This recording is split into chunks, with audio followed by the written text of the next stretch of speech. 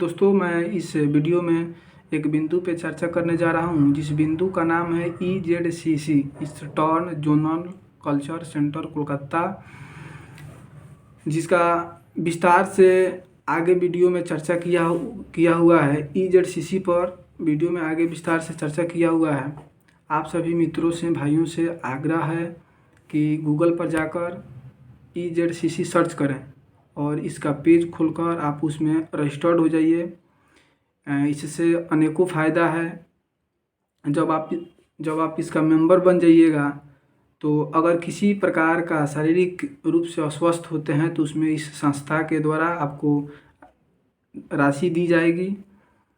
चाहे बुढ़ापे में भी वृद्धा पेंशन ये आपको संस्था देती है। और सबसे बड़ी खुशी की बात ये है हम लोगों के लिए कि इस संस्था के द्वारा कॉल आएगा। जब आप मेंबर बन जाइएगा तो इस संस्था के द्वारा कॉल आएगा। नाटक में आपको भाग लेना होगा और बहुत सारा उसमें मान सम्मान, इज्जत, प्रतिष्ठा, कद्र मिलता है और इसमें राशि भी दी जाती है इस संस्था के द्वारा। और आप सभी मित्रों से यही आग्रह है कि मेरा वीडियो जो अपलोड कर रहा हूँ, जितना भी मेरा वीडियो पहले अपलोड कर चुका हूँ, उसको आप सभी लोग देखिए और प्यार आशीर्वाद दीजिए। लाइक कमेंट शेयर कीजिए।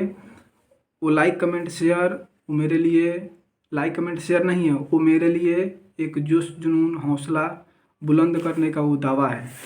धन्यवाद। भारत सरकार ने पूरे देश को 7 सांस्कृतिक क्षेत्रों में बांटा है, परिक्षेत्रों में बांटा है। बिहार के आसपास जो सांस्कृतिक केंद्र हैं उनमें है उत्तर मध्य क्षेत्र सांस्कृतिक केंद्र प्रयागराज और पूर्व क्षेत्र सांस्कृतिक केंद्र कोलकाता। तो बिहार के कलाकारों का, संगीत के हो, नाटक के हो, नृत्य के हो, सबको आगे बढ़ाने के लिए पारंपरिक लोक शैली, नृत्य, गायन, वादन सबको बढ़ाने की जवाबदेही उन्हीं दोनों संस्थाओं को है। पहले ये संस्थाएं काम नहीं करती थी यहाँ। इन लोगों को भी जबरदस्ती पत्राचार करके इन लोगों को एक्टिव किया गया बिहार में कि आप लोग यहाँ काम कीजिए। तो जब बिहार सरकार का कला संस्कृति विभाग जब स्वतंत्र हो गया शिक्षा विभाग से 30-35 साल पहले, तो वह एक्टिव हुआ और यहाँ के जो कलाकार हैं उन लोगों के लिए अलग से काम करने लगा और 2 लोगों को हर 2 वर्ष पर 2 लोगों को चुन करके भेजने लगा अपना प्रतिनिधि, पूर्व क्षेत्र सांस्कृतिक केंद्र में और उत्तर मध्य क्षेत्र सांस्कृतिक केंद्र में। बाद में राजनीतिक दबाव के चलते जो गैस एजेंसी के मालिक हैं या कोई बहुत बड़े व्यवसायी हैं, दुकानदार हैं, आप उस समय की पार्टी के अगर वो चाहने वाले हैं तो वैसे लोगों को भेज दिया जाता था। उन लोगों ने भी जा करके बिहार का कुछ नहीं किया कला संस्कृति। बाद में यह काम बंद हो गया है। बिहार सरकार के कला संस्कृति विभाग दोनों संस्थाओं में नहीं भेजता। पहले जो है वो बिहारी से 2 लोगों को मैं जानता हूँ कि जो आपको एक आदमी उत्तर मध्य क्षेत्र सांस्कृतिक केंद्र में नीतू कुमारी नूतन लोक गायिका के तौर पर वो बनी सदस्य, उसकी 2 वर्षों के लिए वो भी बनी उत्तर मध्य क्षेत्र सांस्कृतिक केंद्र प्रयागराज। और संजय पांडे भी संगीत से जुड़े हुए हैं, तबला से, तो वो बने पूर्व क्षेत्र सांस्कृतिक केंद्र कोलकाता में। तो वो लोग बने उसकी कार्यकारिणी के सदस्य, वर्किंग कमेटी जो होती है उसके वो सदस्य बने। उसके बाद यह काम बंद हो गया।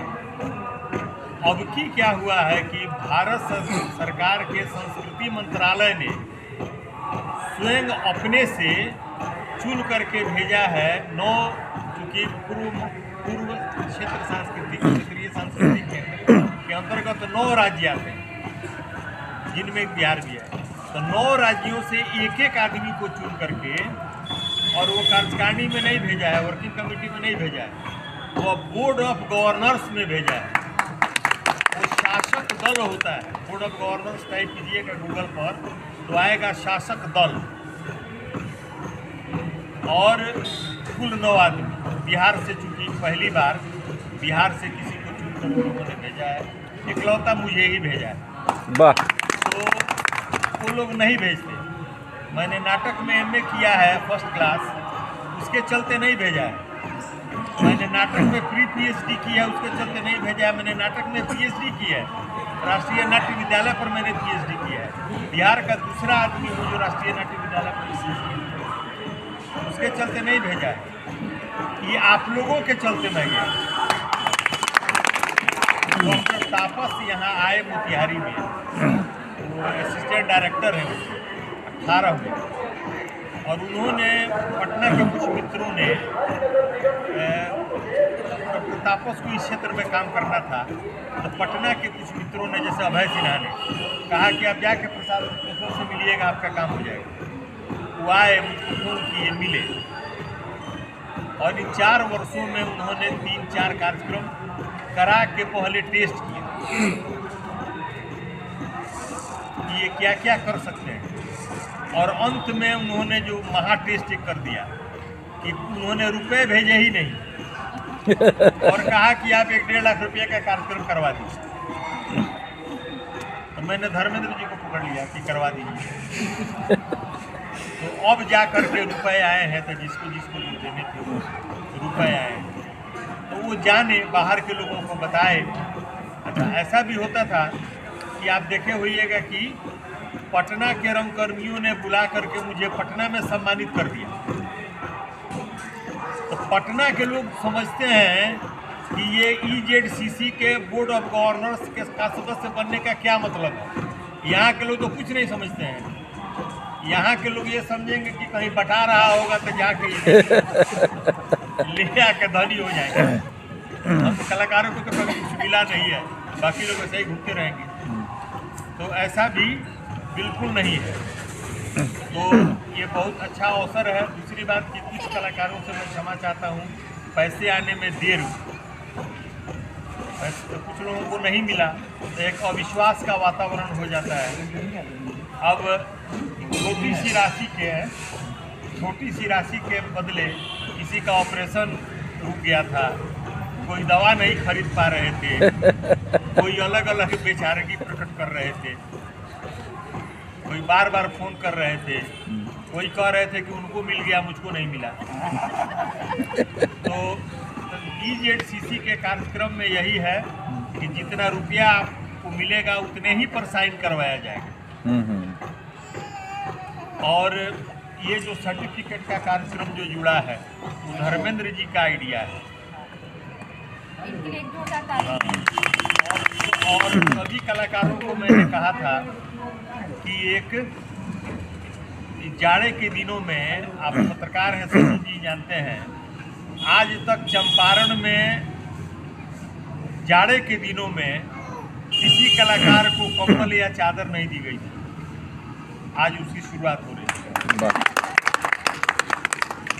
तो ये अच्छी बात है। तो अभी देखिए, सभी लोगों को मैं बता रहा हूँ, EZCC खुलिएगा, पूर्व क्षेत्रीय सांस्कृतिक केंद्र कोलकाता, सभी लोगों को पता है।